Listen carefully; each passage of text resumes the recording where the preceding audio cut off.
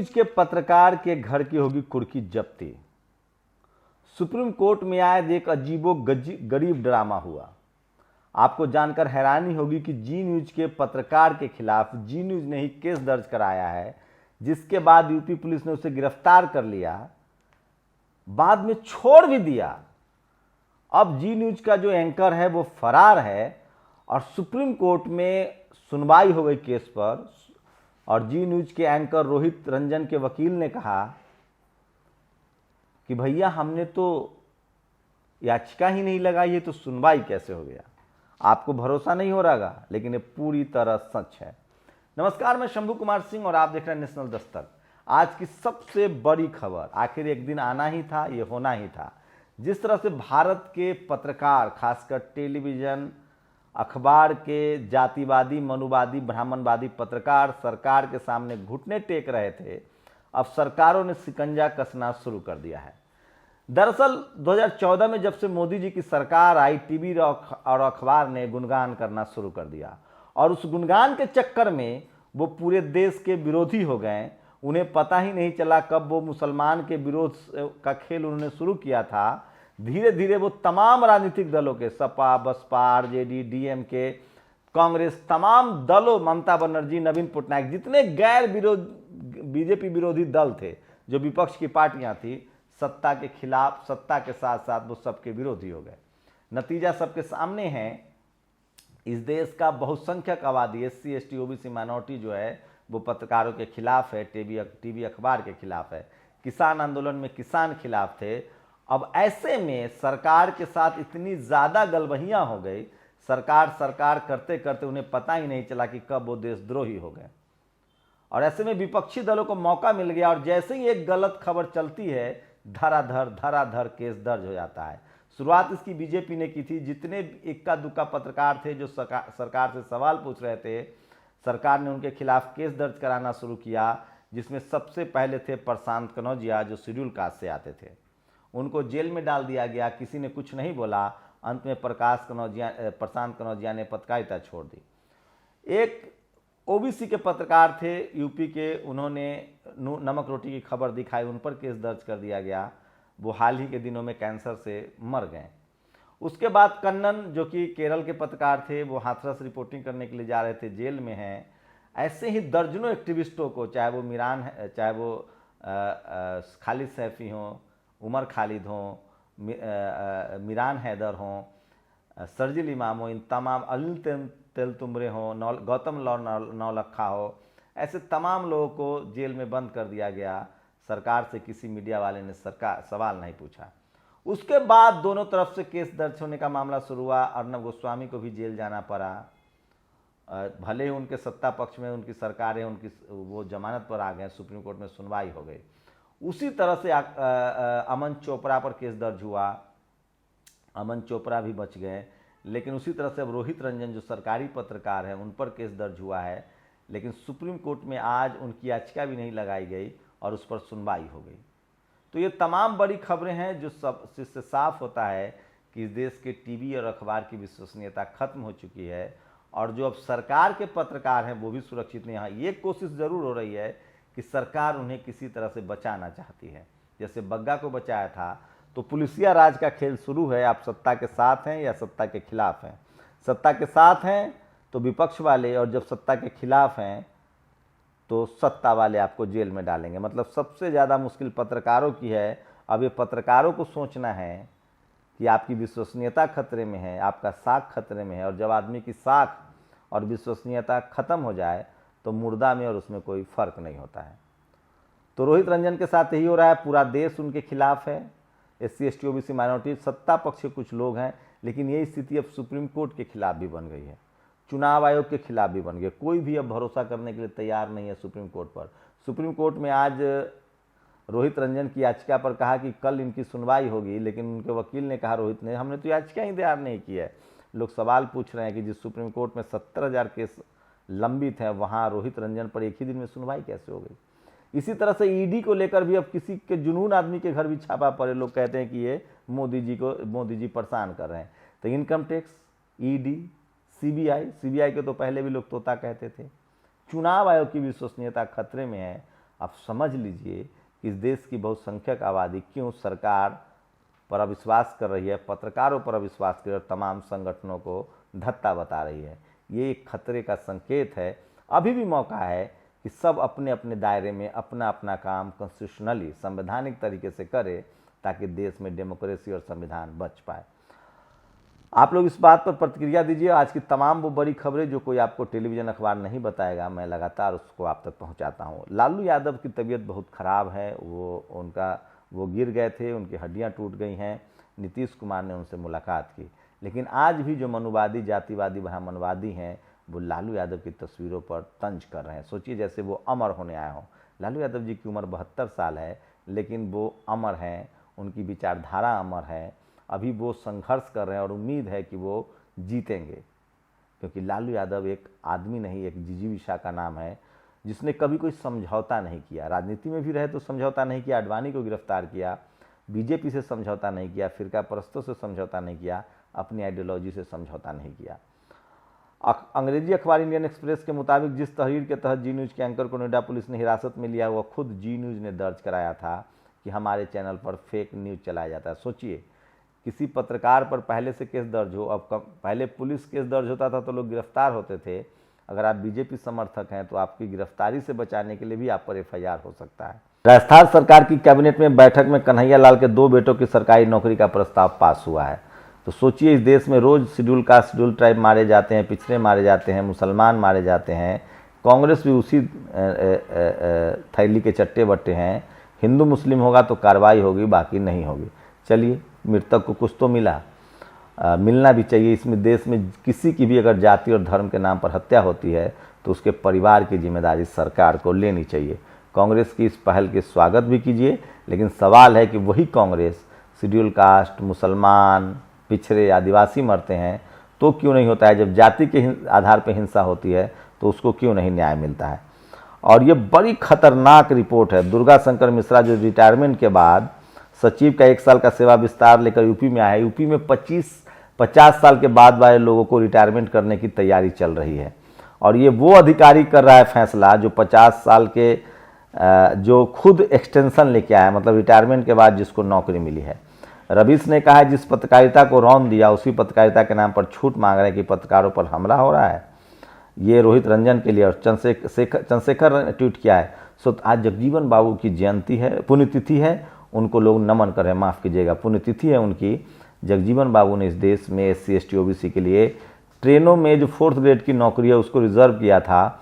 आप अगर SC ST OBC के हैं और अगर आप एग्ज़ाम देने जाते हैं और आपको जो फ्री में आने जाने का प्रावधान है वो उन्होंने ही किया था जब वो थे। वहीं आंध्र प्रदेश में एक बड़ा फैसला हुआ है, और आंध्र प्रदेश के जो क्लास 1 की नौकरियां हैं, या जो आंध्र प्रदेश जैसे UPSC होता है, जिस तरह से यूनियन पब्लिक सर्विस कमीशन, उस तरह से आंध्र प्रदेश का जो सर्विस कमीशन है उसमें अभी इंटरव्यू नहीं होगा। लगातार ये बात साबित हो चुका है कि इंटरव्यू में जातिवाद होता है, जाति के आधार पर नंबर दिए जाते हैं। आंध्र प्रदेश में एक शानदार फैसला हुआ है। घरेलू सिलेंडर 1050 रुपये का मिलेगा जब देश में बेरोजगारी चरम पर। ये मैं नहीं कह रहा हूँ, वरुण गांधी जो बीजेपी के विधायक हैं उन्होंने सवाल उठाया है। LPG सिलेंडर की कीमत 10 रुपये बढ़ गई है। और तो ये तमाम सोशल मीडिया पर खबरें हैं जो आज सोशल मीडिया पर ढूंढे जा रहे हैं। और ये देखिए, ये वो आरोपी हैं तेलंगाना, ये सांगारेड्डी तेलंगाना के वही कायर गुंडे हैं जो एक SC युवक को जाति सूचक गालियाँ देकर डंडे मार रहे थे, अब ये जेल चले गए हैं। और सोशल मीडिया पर लगातार ब्रिटेन के वित्त मंत्री और स्वास्थ्य मंत्री ने प्रधानमंत्री बोरिस जॉनसन के नेतृत्व पर सवाल उठाते हुए इस्तीफा दे दिया है। आज अगर ब्रिटेन में ED होती तो ये दोनों चुपचाप काम कर रहे थे। रवीश कुमार ने ट्वीट किया है, ब्रिटेन के वित्त मंत्री और स्वास्थ्य मंत्री ने इस्तीफा दिया है वहाँ के प्रधानमंत्री के खिलाफ। लोग तंज कर रहे हैं कि यहाँ ED के डर से सब चुपचाप बैठे हुए हैं। तो विपक्षी नहीं, सत्ता पक्ष के लोग भी ED के डर से चुप हैं। और सोशल मीडिया पर लगातार सवाल उठ रहे हैं। और सरकार के स्टार्टअप इंडिया के दावे भी बिखरते जा रहे हैं। इस साल भारतीय स्टार्टअप से 12,000 से ज़्यादा लोगों की नौकरियां जा चुकी है। ये मैं नहीं, आकाश आनंद ने ट्वीट किया है। ये बड़ी खबर है। करीब 60,000 नौकरियां और जा सकती है। बड़े बड़े दावे से पहले उनको 1.5 करोड़ लोग बेरोजगार हुए हैं पिछले कुछ महीनों में। तो आप समझिए कि देश की क्या हालत है। देश में नौकरी के लिए लोग तरस रहे हैं, बेरोजगारी चरम पर है। और बिहार के दरभंगा जिले के बहुसंख्यक समाज के लोगों ने कानून को अपने हाथ में लेकर मुसलमानों को घर से बाहर निकालना शुरू कर दिया है। ये खबर भी सोशल मीडिया पर है। और यही बात अगर कोई मुसलमान बोला होता तो यूपीएनए से लग जाता। कानून धर्म के अनुसार काम करता है। तो ये तमाम सोशल मीडिया पर जो खबरें हैं वो वायरल हो रही है। और देश में सोचिए 267 बिलियन हो गया है। देश का जो कर्ज है वो 267 बिलियन डॉलर हो गया है। तो मोदी है तो मुमकिन है का लोग नारा दे रहे हैं। दीपक शर्मा सीनियर पत्रकार हैं। रुपया भी गिरता जा रहा है। औद्योगिक उत्पादन के हाल ही में पहले से ठीक नहीं, अर्थव्यवस्था चरमराई हुई है। बहुत बेहतर हो समूचा देश, सारे ही लोग, सत्ता और विपक्ष भी अब सब मिलकर इस चुनौती का सामना करें। तो सबसे ज़्यादा देश पर कर्ज हो गया, 267 बिलियन हो गया है। और सीएजी की रिपोर्ट कहते हैं कि 22,000 करोड़ का एबीजी शिपयार्ड घोटाला हुआ है। ईडी, सीबीआई, गुजरात पुलिस सब खामोश है, संजय सिंह ने ट्वीट किया है। और ये राजस्थान के दौसा जिले की आदिवासी बेटी डॉक्टर बीना मीना ने अमेरिका अंतरिक्ष अनुसंधान केंद्र में वैज्ञानिक बनकर एक बड़ी लकीर खींची है। तो जो लोग कह रहे थे कि इस देश में SC, ST, OBC को पढ़ने का नहीं दिया जाना चाहिए, मेरिट नहीं है, उनके लिए अच्छी खबर है। और स्वच्छ भारत अभियान, न खाएगा इंडिया न शौचालय जाएगा इंडिया, इस तरह से लोग तंज कर रहे हैं, ये ठीक नहीं है। ये देखिए अब गेहूं पर भी लगेगा 5% GST, छाछ पर भी GST है। तो तमाम जो भोजन है, फूड आइटम्स है, उस पर भी लग गई। संजय सिंह की एक भाषण था उनका, जिस तरह से श्रीनिवास ने आज बड़ा एक प्रोटेस्ट किया है महंगाई को लेकर स्मृति ईरानी के घर के सामने।